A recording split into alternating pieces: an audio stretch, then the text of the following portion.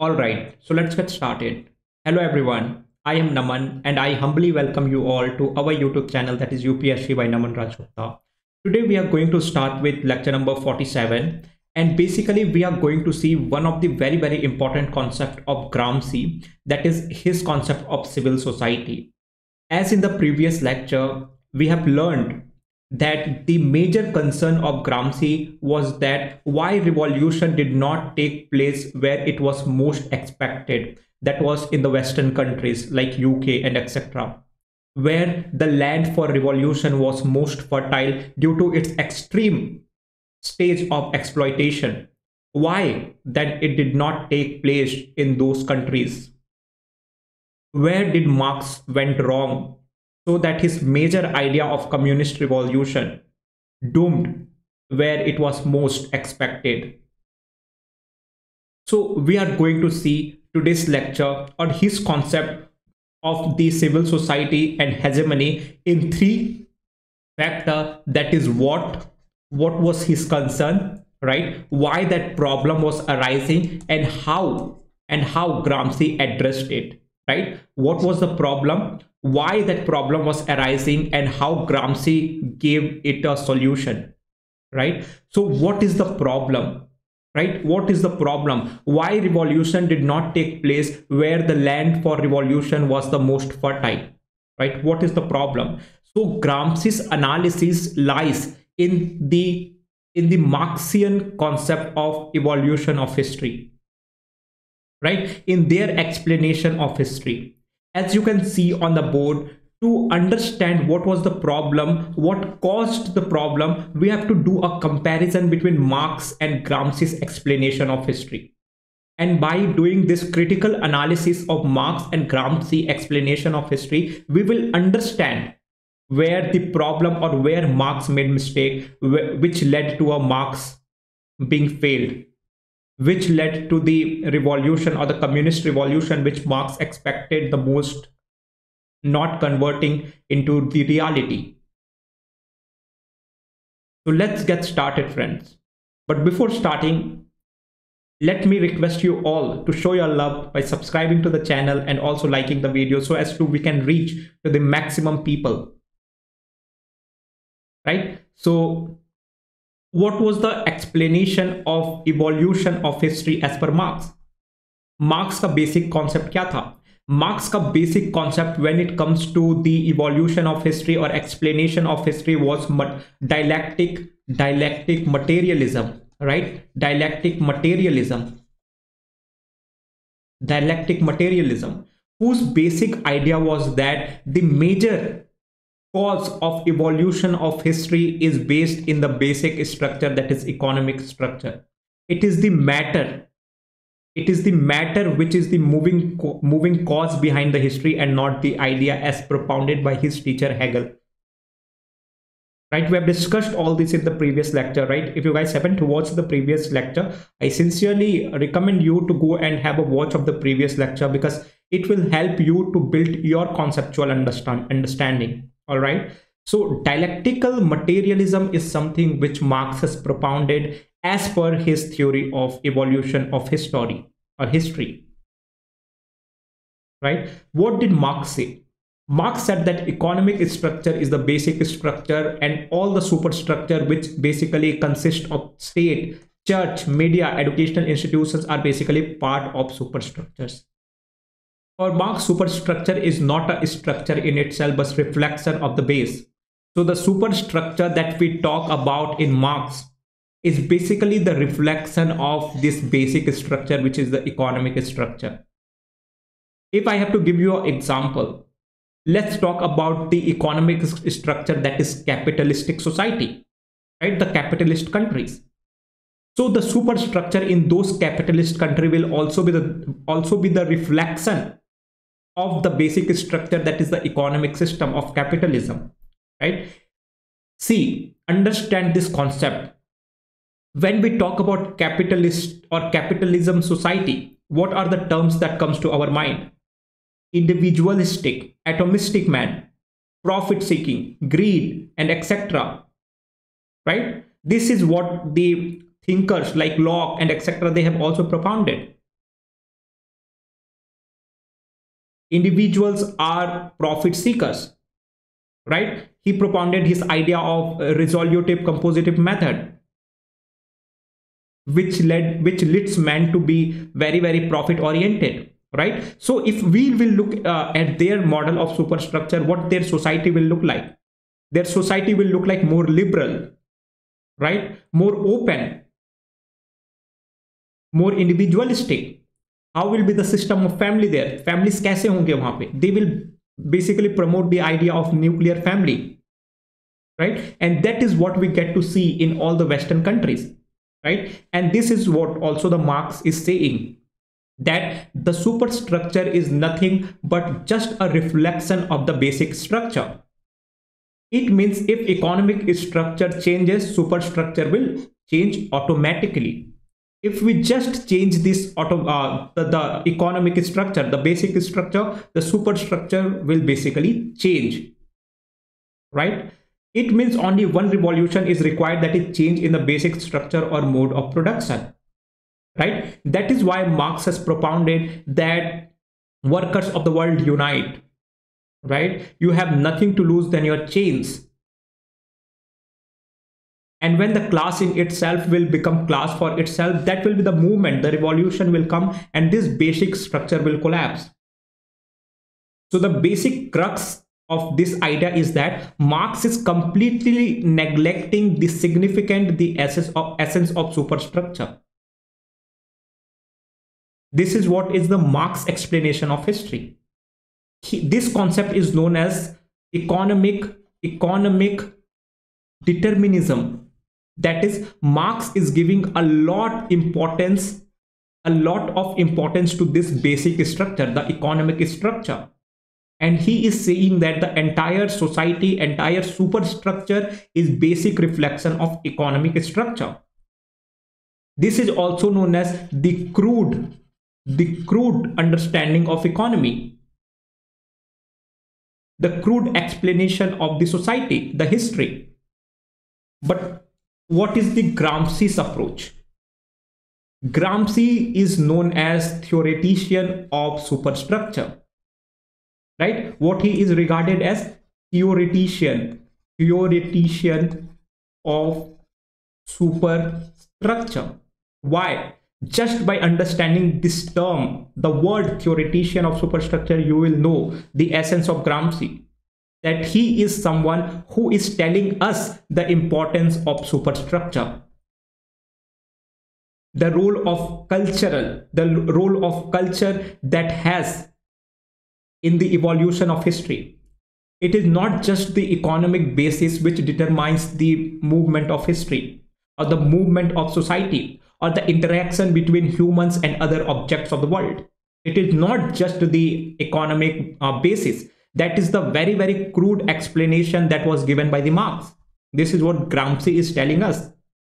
It is also the superstructure which plays equal role in promoting the interest of this basic structure. This act as a shock observer, this act as a cushion against the threat to the basic structure. आपने पुराने serials में तो देखे ही होंगे friend, right? अगर कोई इंसान let's say girlfriend boyfriend होते हैं, अगर कोई बॉयफ्रेंड को शूट कर रहा होता है तो उसके सामने एक गर्लफ्रेंड आ जाती है कि इसको मारने से पहले आपको मेरे लाश की ऊपर से गुजरना पड़ेगा, राइट? मेरे लाशों में कदम रख के आपको बढ़ना पड़ेगा, right? So here the person who is coming in between is the superstructure, right? The institution which is coming in between the capitalist and the revolution is superstructure. And how it is coming in between, we will see in this course of lecture. Basically by propagating hegemony, by propagating ideology, by making sure that people live in their false consciousness. As Marx told us, that when people will realize their false consciousness, that will be the movement, the class in itself will become class for itself. But the important point here is that people must realize their false consciousness. This is where the entire theory of Marx was based, that people must realize their material conditions, their false consciousness. And once they will understand the true nature of exploitation, they will understand their false consciousness. They will develop into class in itself to class for itself, right? And that will be the moment when the revolution will be inevitable. That will be certain. But what is stopping in the Western countries to make people realize their true nature of exploitation? It is the superstructure that Marx has completely neglected. And this is what Gramsci is telling us. And now understand the story, people. Why revolution did not take shape in the Western countries? Right? Because people, they did not develop their true consciousness. The workers did not develop into class in itself, to class for itself. Why? Because the stronghold of superstructure was so strong that it acted as a cushion by keeping people in illusion, so as to they don't revolt against the basic structure, that is the capitalist society, the bourgeoisie. They are known as the agent of the capitalist economy. The state in the Western countries, basically during his time, were the agents of the capitalist society, capitalist economy. Right? You don't have to think a lot beyond. Just take into the consideration your own country, our own country, and the government that we have today. Right? I am not saying whether it is right or wrong. मैं ये नहीं बोल रहा हूं दोस्तों ये गलत है या सही है. ये है. And we all must be aware क्या है. We must be aware about the objective conditions of our lives without any judgments, so that no one can keep us in illusion. Why the notion of mobocracy develops? Because mostly the mobs, the people, are unaware. People are not aware about their true conditions. And hence, people who are sitting in the elite positions, the agents of capitalist class, they successfully able to keep people in illusion by revenue culture, by giving them freebies. Right? And just by getting little reinforcement, people think that whatever is happening with us is justifiable, is good. And this is how the superstructure, the agents of the capitalist class, they make sure to create and sustain their hegemony. We will see this particular concept, which is very, very important and one of the very original idea of Gramsci, in just few minutes. Right? So this is where Gramsci comes to fix this particular bridge, the gap which has left by Marx in his theory of revolution. Right? So for Gramsci, it is not enough to fight at the level of economic structure alone. It is not enough to fight at the level of economic structure alone. We have to fight at two levels, that is basic structure and superstructure. We have to fight at both the level, that is basic structure and superstructure. It is more challenging to change the superstructure. Basic structure can change in a day, but superstructure may take centuries. Now again, let's go to the flashback. हम चलते हैं अपने खुद के इतिहास में, history में. Right? What was happening? The Britishers have created their hegemony of benevolence despotism. Benevolence despotism. What is benevolence despotism? It is basically a white man's burden to make people, or to give people their justice. It is white man's burden to make world a better place for living. And this is how Britishers started promulgating their hegemony. And it became so intense that Indians started considering Britishers very, very genuine and helpful for them. in India, if there was a very strong lobby for against Britishers, against imperialism, there were equally strong lobby who were supporting Britishers, right? What was one of the major failure of the revolt, the first revolt of 1857, the Great Indian Revolt, right? That majority of the people, they did not support the sepoys. Basically, they were supporting the Britishers. Why? This is because of hegemony. This is because of hegemony, the soft power of attraction that Britishers have created in the minds of few people. That is why Gramsci is saying here is that it is very easy to destabilize this basic structure. We can just hold up arms and run away the Britishers from our country, but it is not easy to change the superstructure, the hegemony that they have created in our minds, the hegemony of benevolence despotism, the hegemony of white man's burden.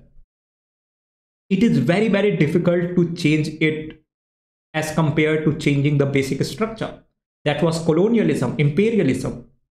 And this is what it happened in our countries as well, which took us more than 200 years to make our country independence.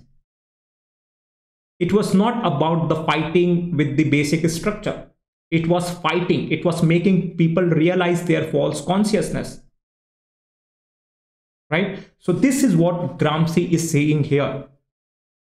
This is what is the issue, right? Remember the what, why, and how. This is what is the issue in Marx, which is being told by Gramsci in his political thinking.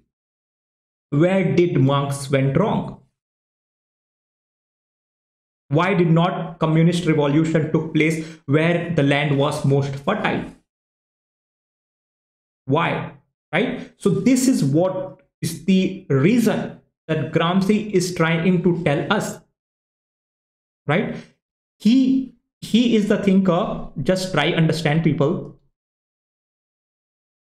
He is the thinker who is trying to rectify the mistake made by orthodox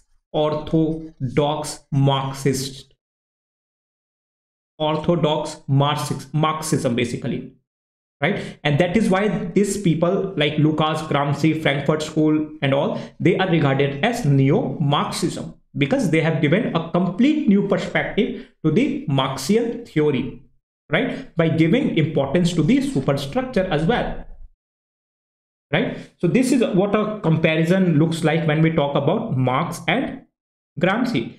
When it comes to Gramsci, remember this very basic idea of him being theoretician of superstructure. He will give equal importance to the superstructure, right? So what is the Gramsci's concept of civil society, right? So basically we have seen how superstructure are making sure that the workers or the people, the revolutionaries, do not attack the basic structure. Right? So how the capitalist society is making sure that the revolution is not taking place through civil society.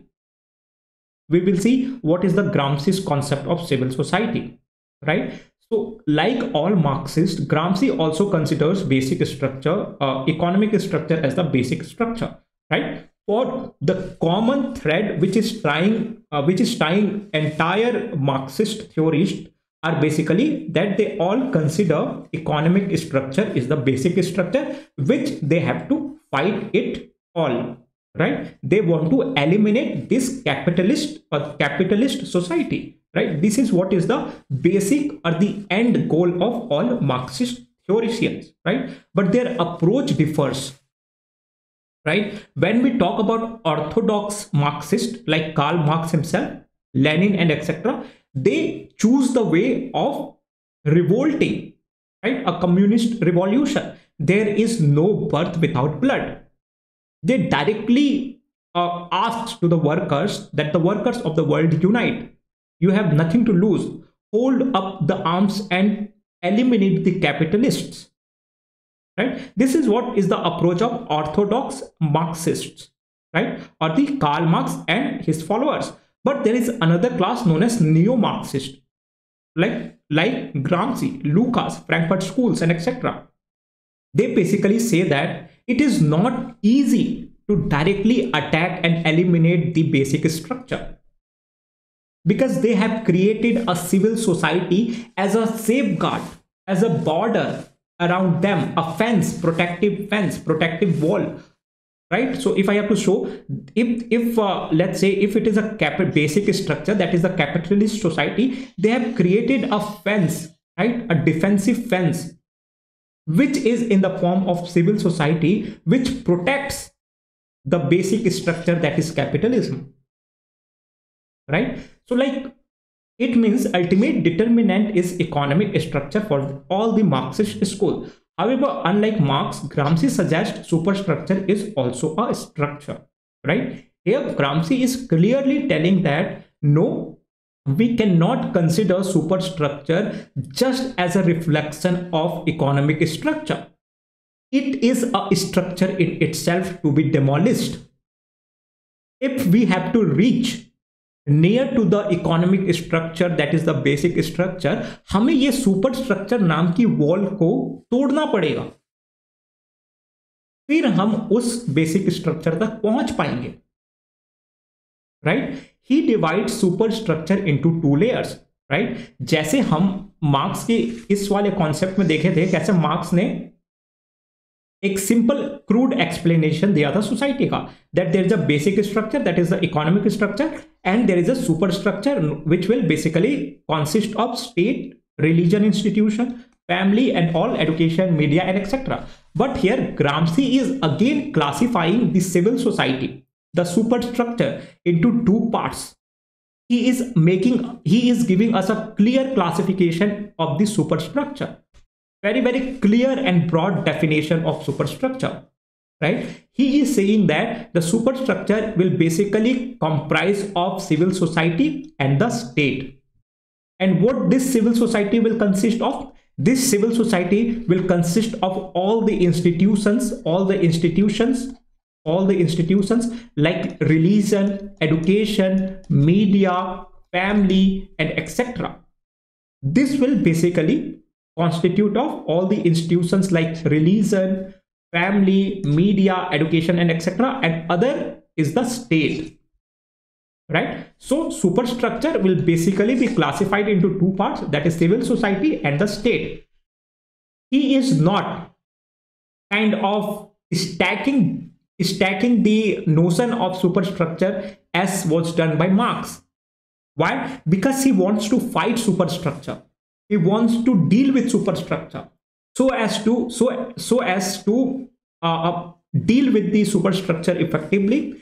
He has to formulate his own plans, and until and unless you analyze the superstructure, you will not be able to fight it out. That is why, to make people understand what a superstructure is, he is further breaking down the superstructure into two parts. The one he is saying is the civil society, right? The civil society, family, religion institution, medias, education institutions and etc. This is basically consist of civil society, and there is a state, right? We will see what are the roles, and together they form basically a integral state, right? Together, when we combine both civil society and state together, they are known as integral state, right? So purpose of the state is to act as an instrument of capitalist class, right? Here the Gramsci is basically telling us the purpose, right? And what is the purpose of the state in the capitalist society? Basically, it acts as an instrument of the capitalist class. It acts as an instrument of the capitalist class. The best example is United States. There the society is the capitalist society, and their government, their state, they are the most significant propounder of the interest of the capitalist class, irrespective of the people dying in the wars, irrespective of the destruction that is being caused because of war. They will make sure to supply the arms so as to ensure a constant profit to the capitalist class of their countries. That is why America is known as the winner of the arm race. State will go to the any extent so as to ensure that their profits are made. And remember, profits are always made in crisis, whether it is a pandemic or Russian-Ukraine war or Israel-Hamas war, Israel-Palestine war. And that is why, and that is how the state acts as an instrument of capitalist class. Right? I'm hoping that you guys are understanding the concept. If you guys are liking the video, please ensure to just hit a like button, people. All right. So it helps in perpetuation of the rule of capitalist class. Right. Again, think about America. Right. They will always talk about FTAs. FTAs. What is FTAs? Basically, free trade agreements. Right. They will always try dominating international organizations like WTO, because if they will have a control over this organizations, institutions, then they will be able to control the international trade. Right? And this is how the state perpetuates the interest, the rule of the capitalist class. State represents the coercive force used against those who want to challenge capitalism. Right? So the best example is Gramsci himself. Right? The fascist regime in Italy of Mussolini, when an Italian socialist party tried revolting against them by using iron hand, Gramsci was put into the jail. Take the example of India. From the revolt of 1857, known as the first independent revolt, till the Quit India movement in the 1940s, the Britishers never stopped using the iron hand, never stopped using the iron hand so as to suppress the revolutionaries. Right? We have learned how Bhagat Singh and etc. were hanged mercilessly in very, very younger age. Why? Because the state will always ensure to use coercion against the people who are trying to revolt against the basic structure, that is capitalism, imperialism, colonialism. Right? So this is how state act as a defensive fence, as a wall against the revolutionaries trying to revolt against the basic structure, that is the economic structure. And this is where Marx did not put his focus.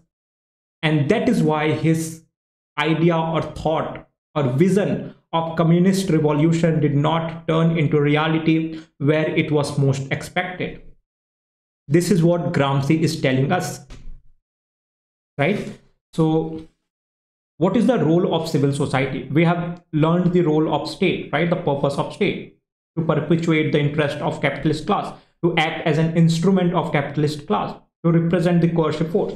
Now let's say the role of civil society, which is even further important when it comes to Gramsci. The civil society also perpetuates the domination of capitalism, right? But it is much closer to base. The civil society is much closer to base, as you can see in this hierarchy. Civil society is much closer to the base, right? It acts as a first layer of protection, and it acts as a cushion shock absorber, right? It acts as a cushion or shock absorber. If revolutionaries want to reach to the basic structure, they have to encroach this wall of civil society, which in itself will be very, very difficult,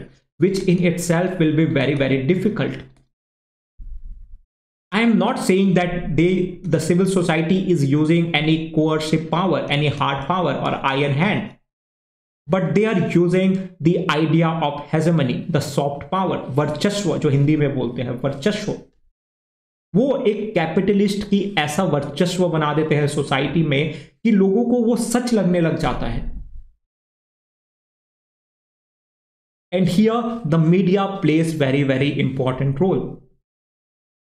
That is why it is said to all the responsible citizens of our country that be mindful of what you are consuming in the media.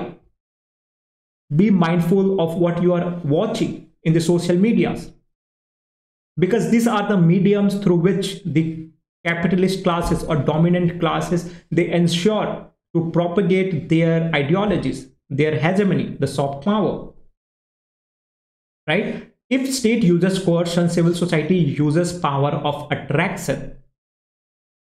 Civil society works to create attraction for the bourgeoisie way of life or values. Right? And hence Gramsci will be coining the term hegemony for the power of attraction. Right? And this all idea of hegemony will come from his book, The Modern Prince. Right? The Modern Prince. He has highlighted the acts or the exercises that are being done by the bourgeoisie or capitalist class so as to ensure that there is no revolution in the Western capitalist societies. Right? So the basic idea or the main idea, if I will say what is the role of civil society, it is basically hegemony. It is basically hegemony that it creates in the mind of humans. We will see, because there is an entire theory of hegemony of Gramsci. Right? So what is the role of civil society? It is hegemony. Right? And what was the role of state? It just acts as an coercive instrument. Right? Here for Marxi, the role of civil society will be very, very important, because people have to fight this hegemony, which is very, very difficult to fight. So now let's see one of the most original concept of Gramsci and very, very important concept, that is the concept on hegemony. As you can see, there was a question which was asked in 2019, and not one question, but very repetitive question when it comes to Gramsci political thought was asked from his concept of hegemony. Right? According to Gramsci, hegemony is primarily based on the organization of consent. Comment. Right? So we will be also dealing with this particular question, people, don't worry, but just keep this particular question in your mind and try understanding the concept of the hegemony. Right? So what is the idea? Hegemony is primarily based on the organization of the consent. Right? And this is a definition of hegemony in itself. Hegemony is primarily based on the organization of consent. Very true. You just have to comment. Right? So just have this particular question in your mind and just hear the lecture. Right? So one thing I just want to bring to your notice is that people ask me for notes and etc. Guys. So my approach here, and it is very time tested approach, people, don't focus a lot on writing down the notes and etc. Right? Because if you will look at the intensity of the syllabus of PSIR, it is very, very like long. Right? And I myself have an anthology of 10 to 12 big notes, but I never got a time to again go back to those notes. So what I used to do, I just used to create a story in my own brain. Right? And I just used to revise them in my brain itself. And I just used to take down some of the important statements, right? The quotation, basically, the quotation statements and the terminologies, right? So let's say if I would be in your place, right? What I would have done hearing to this lecture, I would have just taken down the word hegemony, right? And I would try thinking about it. कि यार hegemony होता क्या है? हेजेमन तो वही होता है ना जो अपना पावर एक्सरसाइज करता है लोगों पे, right? Very right, your approach of thinking is very right, right? But again power can be of two type. एक ऐसे हेजेमन भी होते हैं जो हार्ड पावर यूज करके अपनी हेजेमनी स्टैब्लिश करते हैं, एक ऐसे भी हेजेमन्स होते हैं जो सॉफ्ट पावर यूज करके अपनी हेजेमनी स्टैब्लिश करते हैं. And there you go, The people who use soft power to establish their hegemony is basically the organization of hegemony based on consent. अब लोगों के दिमाग में अपनी ऐसी ऑरा क्रिएट कर रहे हैं कि अब जो कुछ भी कर रहे हैं, people are ratifying with you, people are accepting your demands, your deals. The best example is none other than Gandhi ji, right? There you have it. And this is how you will be able to retain the concept very very effectively. And आपकी concept इतनी short established हो जाएगी कि exam के पहले अगर आप ना भी पढ़े तो you will be able to write from your own thinking and understanding, right? So just take down certain notes and I will tell you, don't worry, the things which are to be taken into notes, right? Majorly when we will discuss the PYQs and some important question, there you have to sit with your notebooks and pen, because there you will get the answers in very very structured manner. And if you will keep going on with those answers, you will also be having a confidence to do the same in your exam, right? So I will take a separate session to address to attempt few of the questions, few of the very very important questions, right? And one among them is the concept of hegemony from Gramsci.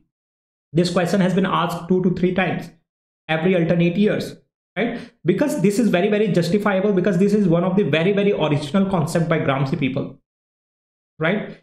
Gramsci was the individual who has propounded the notion that how hegemony helps the capitalist society to safeguard and promote their interest, right? So let's get started with the concept of hegemony, right? So basically the term hegemony, it is derived from a Greek term, right? It is derived from a Greek term, and the meaning of that particular term, that is hegemony, is leadership, right? A hegemon is basically a leader. A hegemon in Greek is basically a leader, right? So what does a leader do? Right? What does a leader do? What does the leaders like Gandhi ji, Subhash Chandra Bose, they do or they did, right? So leaders compels others to work according to their will, right? They have got a vision, right? For example, when we talk about Gandhi ji, what was the vision of Gandhi ji? To get India independent, to get India out of the hands of Britishers, to drive away the Britishers from our country. This was the will, the vision that Gandhi ji has got in his brain. Now he has to make people realize his vision. He have to persuade the people to see his vision, to see what he is thinking, and also make them act in the way he wants, so that they can drive away the Britishers, so that they can compel the people, the masses, to drive away the Britishers. And how one can do that? How one can persuade, how a leader can persuade the masses?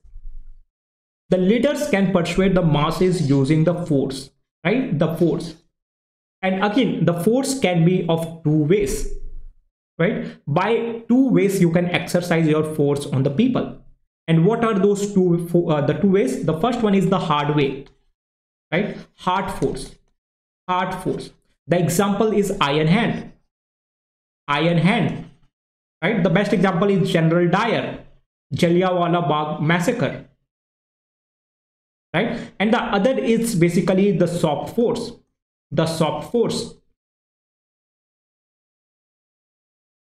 right? And the leaders like Gandhi ji, leaders like Netaji, leaders like Vallabhbhai Patel,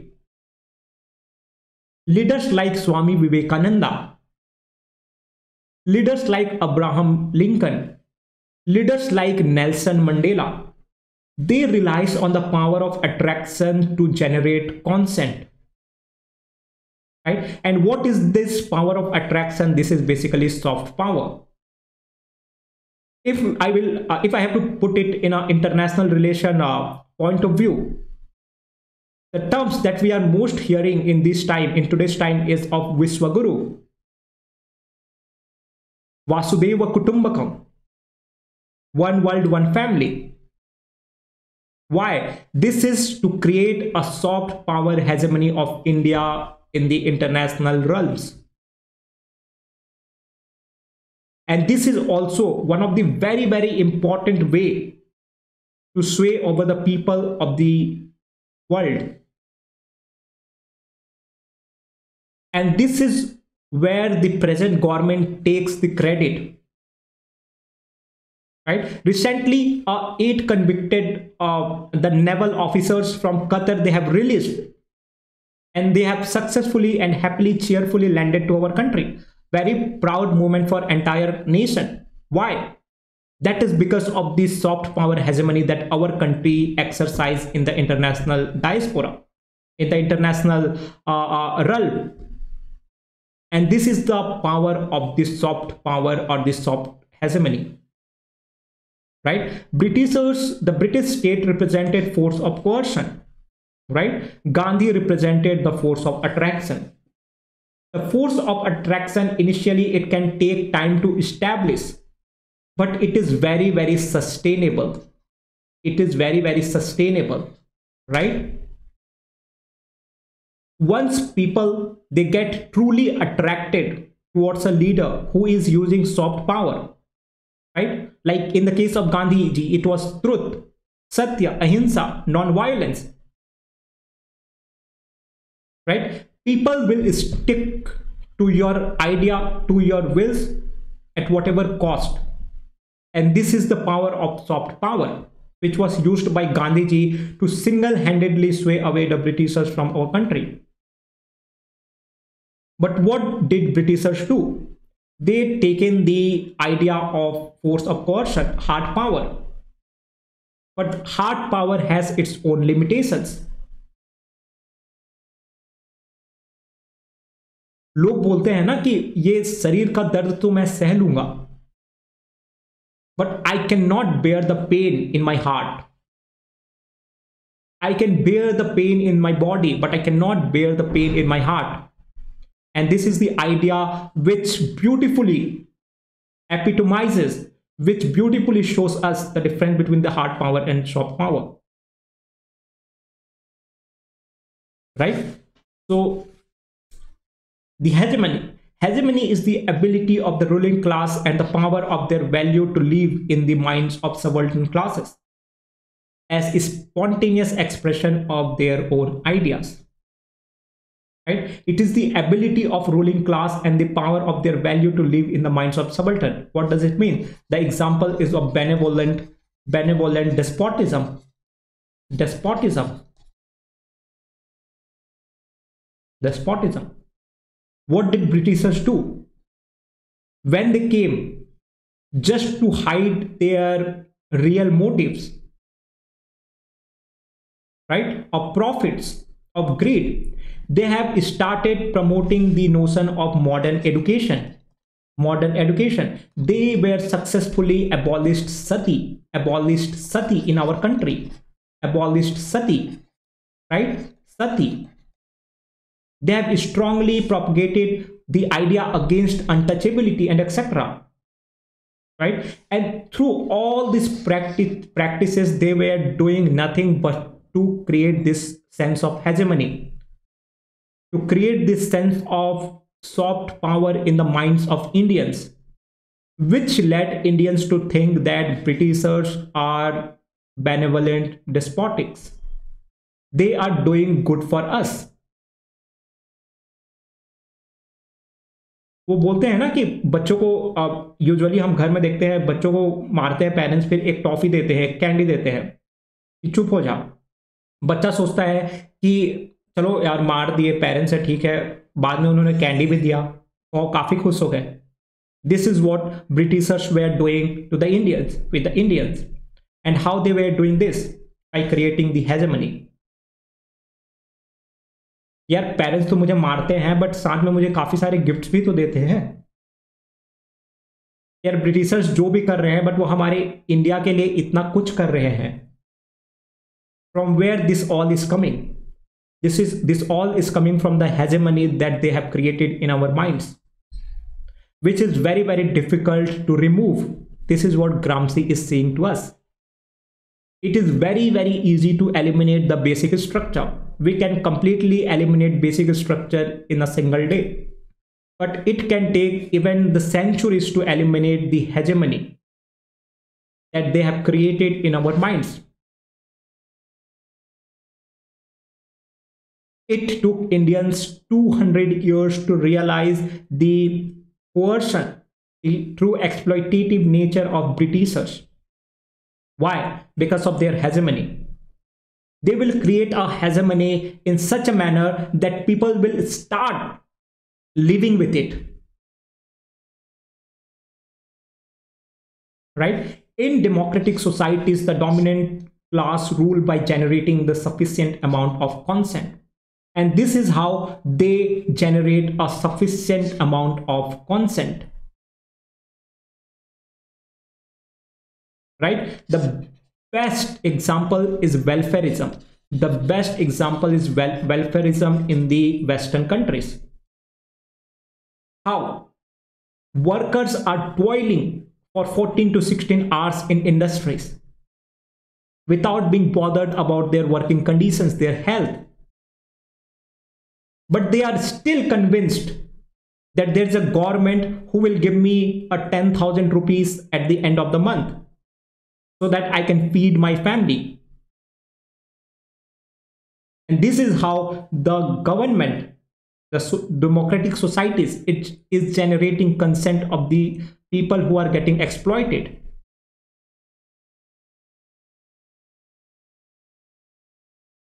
Right? The best example is the Bihar's land and job case. लोगों की एकड़ and एकड़ जमीन उनसे ली जा रही है and बदले में बहुत ही कम दाम में, बहुत ही मार्केट से भी कम दाम में. But people, why they are convinced? Just that they are getting a very, very menial job of a guard, of a labor and etc. उसी से लोग संतुष्ट हैं. यार चलो जमीन तो जा रहा है, what we will do of that? But साथ में एक नौकरी भी तो मिल रही है. And this is how the societies, the state, they generate a consent. कभी भी दोस्तों, if you come across a situation जहां पे कुछ लेने के बदले आपको कुछ दिया जा रहा है, then just think about it. Right? We talk about this rabdi culture, the freebies. What it is all about? It is all about the hegemony, generating consent. Right? They are able to generate consent because at times they also present themselves to be sensitive of the concern of the governed. Right? The best example is again the mass movement by Gandhiji. Right? The best example is the Pakistan and its partition. The partition of Pakistan was majorly in the interest of the feudal, of the landlords of that country, right? Who were mainly driven by their personal interest. Why? Because they were expecting that if India's get independent, undivided, there will be a socialism, a socialist form of government, which will end up taking our lands. That is why the strong lobby of Jamindars, the feuds, they revolted and demanded a separate Pakistan. All the communal religion angle was a facade to keep people in illusion. But what did the actual people of Pakistan thought? That the people who are demanding the Pakistan is for their welfare. Pakistan के लोगों को क्या लगा? जो उनके आला, right? That is what they call to Muhammad Ali Jinnah. They thought that they are demanding for our welfare, for our good. But actually the motive was very, very personal. They wanted power and they wanted to safeguard their property, which was to be snatched away if socialist government ought to come in our country. Right? And this is how they generate consent, because the people, right, the masses, they start feeling sensitive towards the concern. right? And this is how the people persuade, the people influence our thinking, right? This is how they establish a soft power hegemony in our minds, in our hearts. Hegemony requires that ruling class adopt some of the values of those whom they rule, right? This is how, or what is the process through which the civil society establishes a sense of hegemony, right? So hegemony requires, right, it requires that the ruling class adopt some of the values of those whom they rule. Let's say there is a businessman, right, who is exploiting the workers by making them work 12 to 15 hours a day, right? When people will ask them, why are you making us work for 12 to 15 hours a day, what he will respond to? He will say that economy is not doing well, economy is in recession, right? And I am also suffering, there is a huge demand and I am not being able to make the commitment to fulfill the demands. That is why I am facing huge losses, right? So what will the workers, they will think? They will think that the malik, the owner, is also suffering. The owner is also going through the problem. And now their problem will look very, very small in front of his problem, right? And this is how this particular hegemon class or the capitalist class, they establish the hegemony. If you go with a small problem, they will show you some big problem, right? Now your problem will look very, very small in front of them. Now you will think, यार मेरा problem इसके सामने तो कुछ भी नहीं है. And this is how they adopt some of the values whom they are ruling. आपने ऐसे मूवीज में तो देखे ही होंगे, राइट, कि जब कोई लेबर्स अपने मालिक के पास जाते हैं कि मालिक मेरी तनख्वाह बढ़ा दो, व्हाट विल मालिक रिस्पॉन्ड? यार इकोनॉमी बहुत, मार्केट बहुत डाउन चल रहा है, प्रॉफिट बिल्कुल भी नहीं है, लॉसेस में है, एम्प्लॉयज की सैलरी देनी है, टैक्स भरनी है एंड एक्सेट्रा. वो आपको इतना सारा प्रॉब्लम बता देगा. Now your problem will start looking very, very small to you.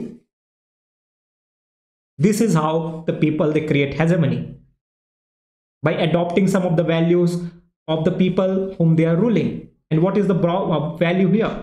The values can be of problems, empathy, sympathy. यार मैं समझ रहा हूं but the market is very, very down. This is how the people create hegemony, right? Hegemony cannot be taken for granted. It has to be produced on the continuous basis.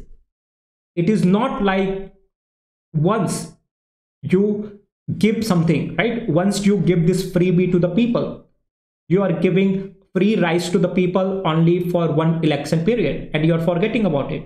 No, people will forget you. This freebie culture, this sense of hegemony needs to be continuously given, right? Continuously given, so as people have this idea fresh in their mind, right? This is how the hegemony is established. Hegemony is a power actively lived in, oppressed as a common sense. कुछ time के बाद the hegemony, the power that has been established by the dominant class, that becomes a common sense, right? The common sense of the black workers in Africa. When Britishers landed in the Africa continent, right, what they started as?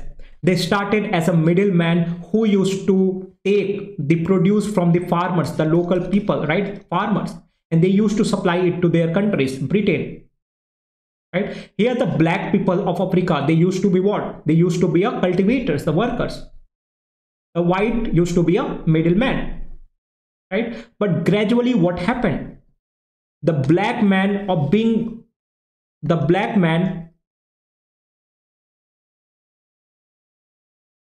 The black man being a worker is developed as a common sense. If there is a black man, he will be a worker. India में भी कुछ ऐसा ही हुआ. Right? The white people, they became the ruling class, and the remaining native black people, they became the working class. They have started it as a hegemony, but gradually it had become a common sense.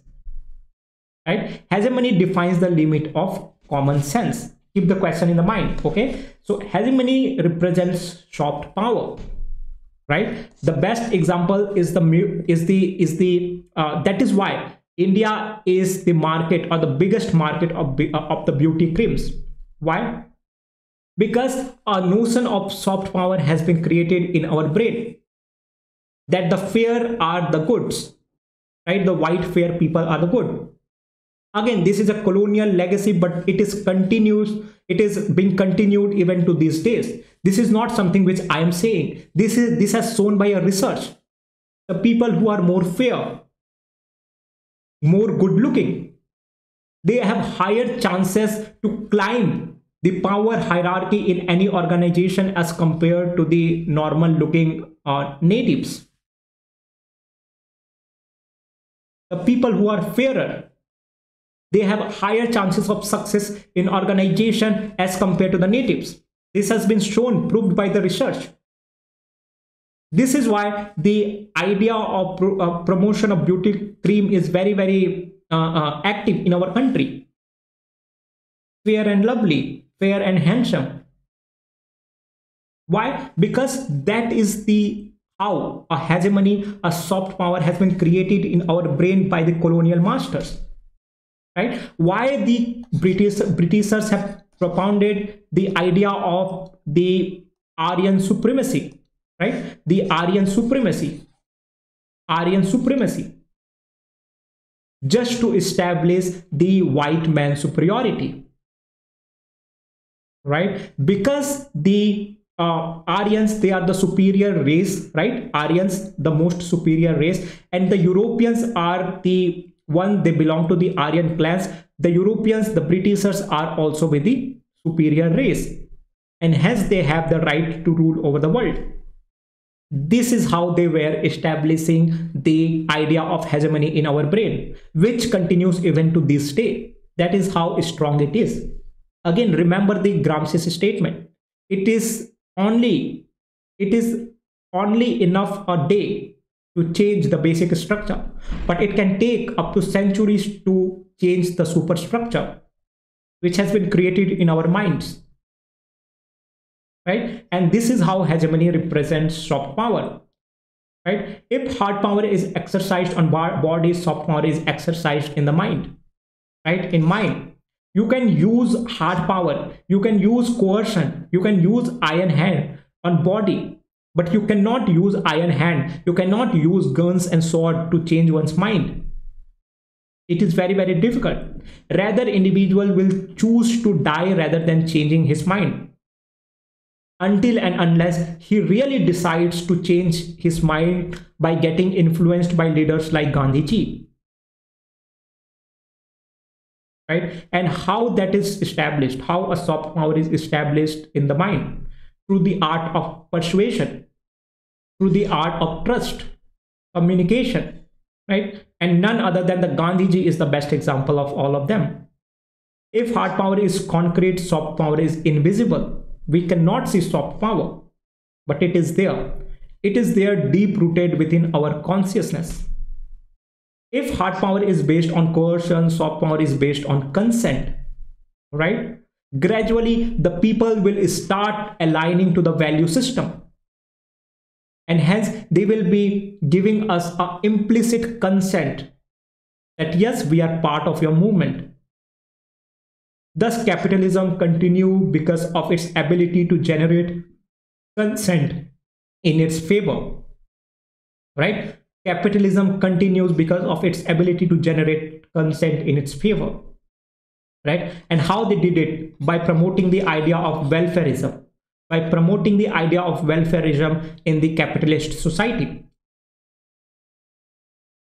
right? So this is how the idea becomes hegemonic idea, which is regarded as a common sense. Gradually a idea get a shape of what? A common sense. People start considering it as a common sense. It becomes a way of life.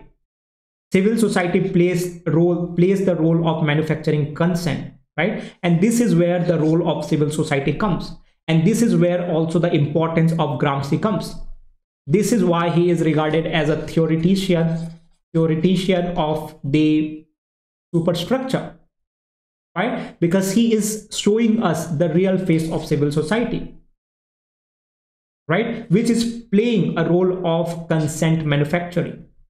Intellectuals play the most important role in this process, right? So this civil society is basically will comprise of intellectuals that we are going to see in the next upcoming lecture, right? Basically basically Gramsci will propound the idea of two types of intellectuals, the organic and the inorganic intellectuals, right? We will see. So basically just have the idea that civil society basically have the intellectuals, right? Like all the learned men in any civil society who are basically responsible to manufacture consent in order to influence the attitude of the people. Thus hegemony established the leadership of the dominant class, and this is how the hegemony by civil society establishes the leadership of the dominant class. And it involves a continuous process of transaction, negotiation and compromise, right? So hegemony is not a one point process or one point action. It is basically a continuous process which requires continuous transaction between the leader or the dominant class and the subject. It requires a continuous negotiation between the leaders and the subjects. It requires compromise as well, right? So this is how hegemony is being established by the ruling class, by the dominant class, by the capitalist class in the minds of the people, in the minds of the workers, which led to the negation of a revolution where it was most fertile. मेरे दिल में ना सही तो तेरे दिल में ही सही, हो कहीं भी आग लेकिन आग जलनी चाहिए.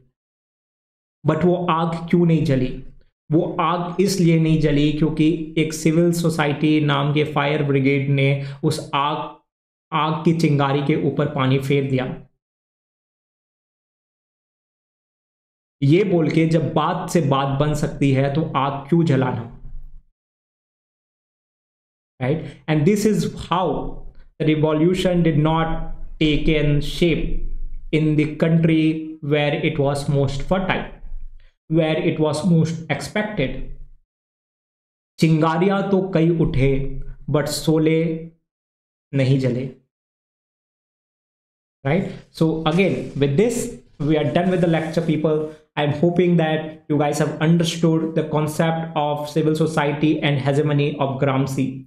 Very, very important. We will continue this concept and concept of intellectuals from the civil society in our upcoming lecture. But before that, I would love to humbly request you all to show your love by subscribing to the channel, that is UPSC by Naman Raj Gupta. And also feel free to leave any feedback, any thought that if you have in your brain in the comment section, right? I will give them a read and also respond you with immense happiness.